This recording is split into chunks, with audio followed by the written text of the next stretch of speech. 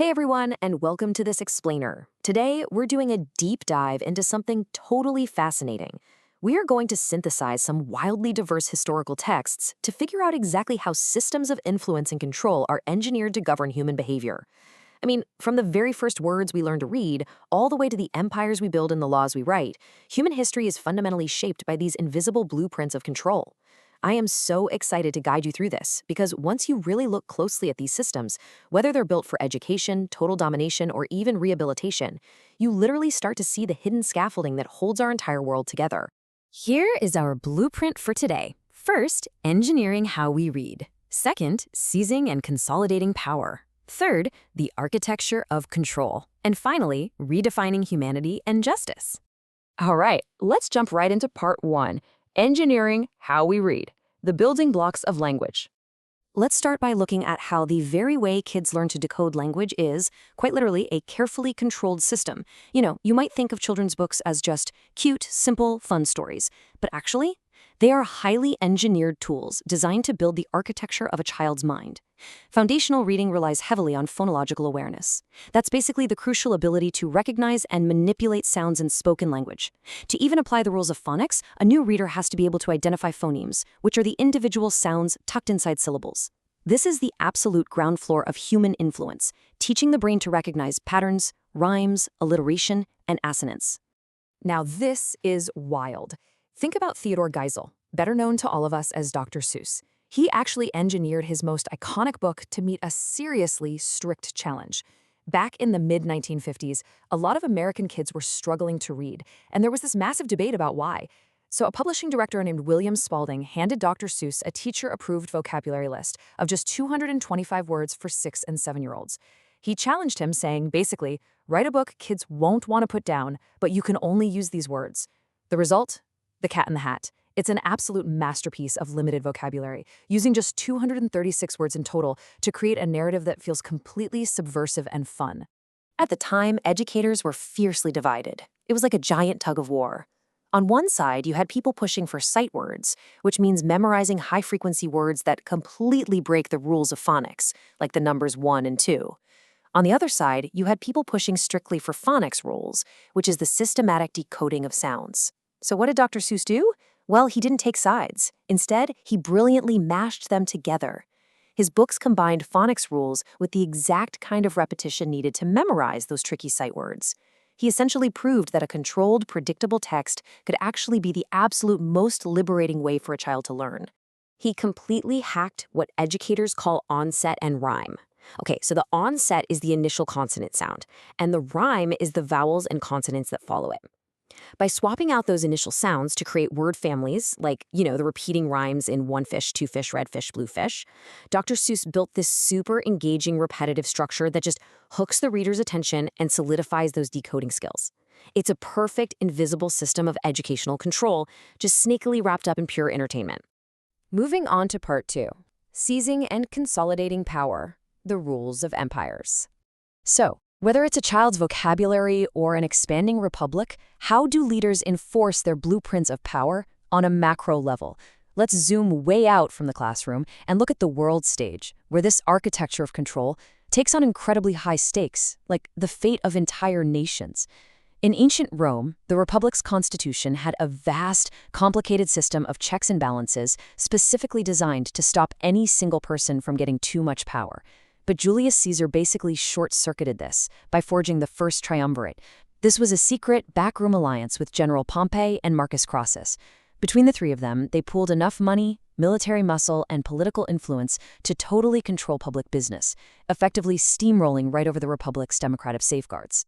Just watch how fast this snowballs into an unstoppable consolidation of power. In 49 BC, flat out defying the Senate's orders to step down, Caesar crosses the Rubicon River with his army, and boom, civil war. By early 44 BC, his influence is so absolute that he is declared dictator for life. But as we know, control is incredibly fragile. Fearing his total domination, senators assassinate him on the Ides of March that very same year. The crazy thing is, the blueprint he created completely survived him. The constitutional government never really bounced back, and that paved the way for his heir, Octavian, to defeat his rivals 13 years later and become Augustus, the first Roman emperor. The system of a republic was permanently re-engineered into an empire. We see a very similar ruthless consolidation of power during the Ridda Wars. So right after the death of the Prophet Muhammad, several Arabian tribes rebelled. Their argument was that their pact was only personal, so they felt no obligation to the new empire in Medina. And specifically, they refused to pay the zakat, which was a mandatory alms tax. In response, Abu Bakr called a jihad against these tribes to forcefully bring the region back to order. It was a swift, decisive enforcement of political submission. It basically proved that for a new empire to survive, the central authority simply has to be absolutely unchallengeable. That brings us to part 3, the architecture of control, enforcing compliance. When we look at transitions of power like that, it brings us to the rawest architecture of control. Because when the stakes are truly existential, the systems governing human behavior shed all their subtleties. They rely entirely on strict discipline, centralized command, and, quite frankly, the language of fear. Take the outbreak of the First World War. As Field Marshal Lord Roberts demanded of British sportsmen in August 1914, times of serious conflict require total compliance. He actually publicly shamed men who were still out playing cricket and football, stating, "This is not the time to play games. We are engaged in a life and death struggle." It's a textbook example of a state shifting its cultural architecture to demand total mobilization and an absolute end to civilian distractions. Now, this absolute demand for compliance is mirrored in a much, much darker way in the criminal underworld. Consider the Pagans Motorcycle Club. Over time, they morphed from a group relying on just raw physical intimidation into a highly organized corporate machine of narcotics warfare. It started with John Satan Marin, who built a strict centralized command structure. Then you had leaders like Jesse Moore, who didn't just use violence out of anger, he wielded it as a strict policy to make sure expansion met zero resistance. J. Carl Wagner held control through massive stockpiles of firepower, while David Barbados Bart actually transitioned them into a corporate entity using complex money laundering. Finally, Christopher Lamar Baker ran supply chains and enforced terrifying discipline through torture.